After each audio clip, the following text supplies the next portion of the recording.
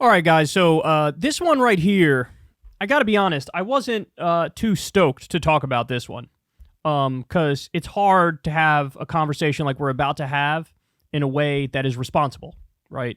It's always when you're speculating about somebody else's health and you get into like hardcore specifics. I don't know. Something about it feels kind of slimy and gross. But I do feel like when it comes to Biden at this moment, the evidence is so strong that it kind of is the reasonable and responsible thing to do to look a little deeper and to try to figure out what's going on with this guy, right? Is it possible that what we're looking at is just standard, hey, this is just aging. And now that he's getting older, it kind of hits you like a ton of bricks and it gets worse relatively quickly. I mean, certainly that's possible. That's certainly within the realm of possibility. But what's not in the realm of possibility is, everything's fine. Everything's great. He's just as sharp as he always was. I mean, come on. That's nobody can sincerely believe that, right? Now, somebody might say, well, yeah, he's getting older and it shows, but also I just don't care because Trump is so evil and so bad that, as some people have said, I would vote for Joe Biden's dead body over Donald Trump. I mean, I get that, right? I understand that. I understand when people say the threat of Trump is so bad that whatever, it is what it is. I'm going to overlook all the negative things and just go ahead. Okay, fair enough. But it's the people who try to deny what you can hear and what you can see. Those are the ones who just disgust me. So look, Jonathan Chait tweeted this. And remember, Jonathan Chait is a centrist's centrist. He is the perfect kind of guy who Biden appeals to. He actually tweeted out this article that I wanted to share with you. They're trying to get into specifics here as to whether or not Joe Biden may have Parkinson's. So here's what they say. One possible explanation for President Biden's disastrous debate performance last week that many people are trying hard to ignore is that the president has a degenerative neurological disease. Since then, I've spoke to several medical experts who believe the odds are high that Biden is suffering from some form of Parkinsonism. The cluster of degenerative neurological conditions, of which Parkinson's disease is the best known, none of these experts are, of course, purporting to make a formal diagnosis.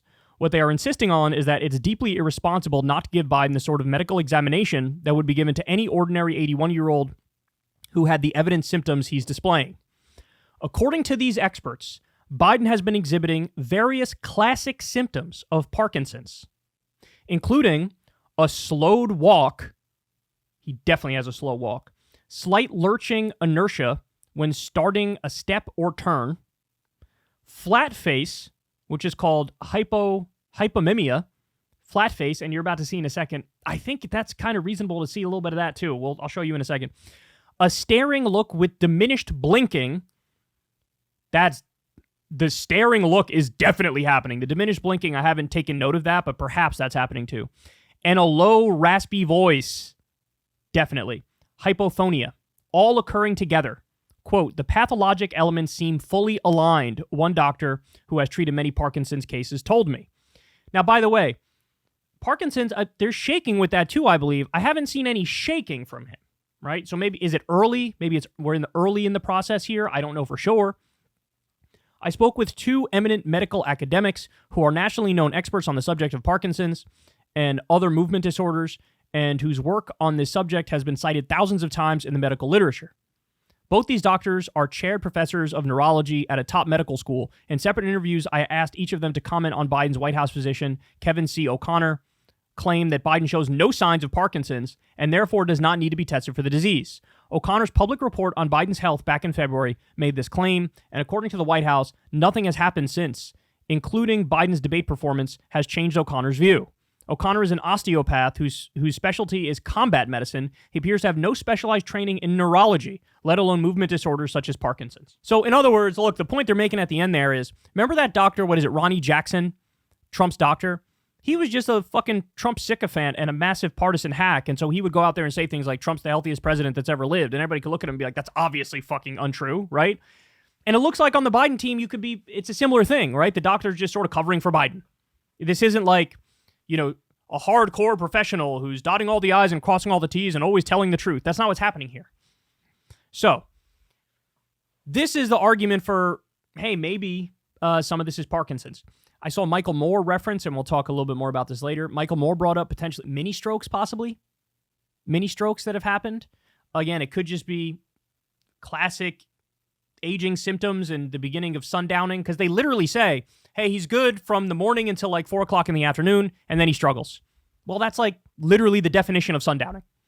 That it's like a form of dementia as you get older, that like you're good from certain hours, and then suddenly it hits you like a ton of bricks, and you start not being able to complete your sentences, and you're confused, etc., right?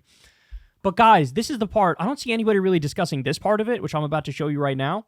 Joe Biden in his life has had some pretty horrific health issues that could help explain where we are right now. So he had a brain aneurysm at one point. And I'll walk you through this. So this is a Washington Post article from May 14th, 2024. Biden once nearly died of an aneurysm. Risky surgery changed his life. So here we go. Joe Biden awoke suddenly in his hotel room, curled up on the floor and fully clothed, and felt an electric surge inside his head. A rip of pain like I never felt before, as he later recalled. It was 4:10 a.m. on a winter day in 1988.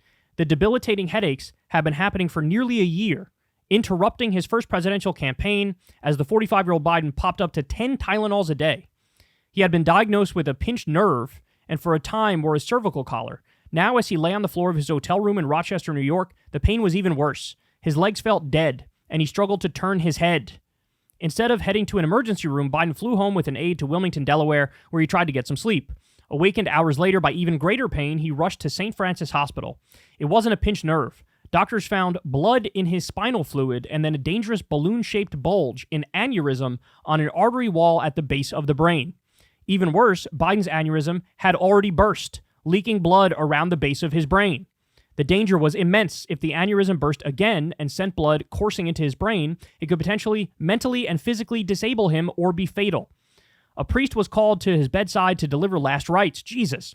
But Jill Biden, who has been ordered to stay out of the room, burst in, yelling at him to leave. You're not giving him the last rites. He's not going to die, she said, according to an account by Biden's sister, Valerie. Now there was only one hope, the doctors concluded. Biden needed immediate, risky surgery. The race was on to save Biden's life. The story of how Biden survived the aneurysm, as well as a second one and a blood clot, is one of the most revealing, if little understood, episodes in the life of the 81-year-old president.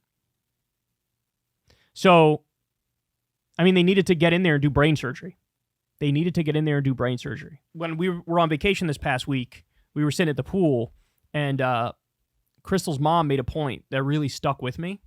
She said, there's a saying among neurosurgeons, and it's, once the air hits the brain, you're never the same. Apparently, if you have a surgery like that, and if you've struggled with an issue like this, it makes it more likely in your later years that you have issues, let's say. That you have issues. And at this point, I mean, with the immense pressures and struggle of being a president, the stress, like, it can even speed it up, right? And I think that's what we're looking at now. I don't know what it is. I don't know if it's a particular form of dementia or Parkinson's, or he had mini strokes or whatever. I don't know. But he ain't the same, man. And finally, I'll leave you with this. I think I've showed you this before. But guys, this is just going back to 2019. This is 5 years ago, right? And I want you, look, first of all, before I even click play, look at how he looks here and how he looks in 2024. I mean, it's 5 years. He looks like 10 to 15 years older. Remember the thing they said, the blank stare and the flat face? Well, look at his chin here. Like, his face looks flatter here too. Right now, he's had facelifts. I don't know if, maybe that has something to do with he got the facelift and then over time it sort of sags again. I don't know. Maybe that has something to do with it, right? I don't want to act like I know here for sure. I don't. But the blank stare is definitely there. It looks like a flatter face to me. He looks 10 years younger here, and it's been 5 years. So, and now we're going to listen to his speech. Here we go. I continue to think we have to make fundamental changes in civil rights. And those civil rights, by the way, include not just only African Americans, but the LGBT community. He wants to get rid of the ability of Medicare I did not oppose busing in America. What I opposed is busing ordered by the Department of Education That's what I oppose. Making sure that we're able to make every single solitary person eligible for what I've been able to do with the COVID. With dealing with everything we have to do with. Look, if you will determine the outcome of this election, vote, vote, vote. If you're able to vote early in your state, vote early. If you're able to vote in person, vote in person. Vote whatever way is the best way for you, because he cannot stop you. And I'm going to continue to move until we get the total ban on the total initiative relative to what we're going to do with more Border Patrol and more asylum officers. President Trump? I really don't know what he said at the end of that sentence. I don't think he knows what he said either. So look, the other thing is, if you go back, like what you're seeing there is 2019 and 2020 versus 2024. You go back to 2016, he's even sharper than 2020, right? So I don't know. It could just be aging. It could be something more serious than that. But the fact that we're even having these conversations and that Biden has to come out like every other day now and release another statement, I'm in, I'm doing great, I'm in, everybody calm down, please, calm down. That's not a good sign. Especially when the stakes are a guy who says he wants to suspend the Constitution and invoke the Insurrection Act and become a full authoritarian, right? So I want him to willingly step aside. Also because, again, it is kind of like elder abuse. Now, he's also doing the elder abuse to himself here, but that doesn't make it any better, right? He can't do it. He can't do it. So, I don't know. You guys tell me below. What do you think is going on here? And is it irresponsible to even have this conversation? I don't think it is. He's the fucking president of the United States, and he wants to be president for another 4 more fucking years. To not have this conversation is probably way more irresponsible than speculating about his health at this point, given all the signs. Hey, y'all, do me a favor and like and subscribe. It helps out big time in the algorithm. Click the bell as well for notifications when videos drop, and watch that video on screen right now. You know you want to.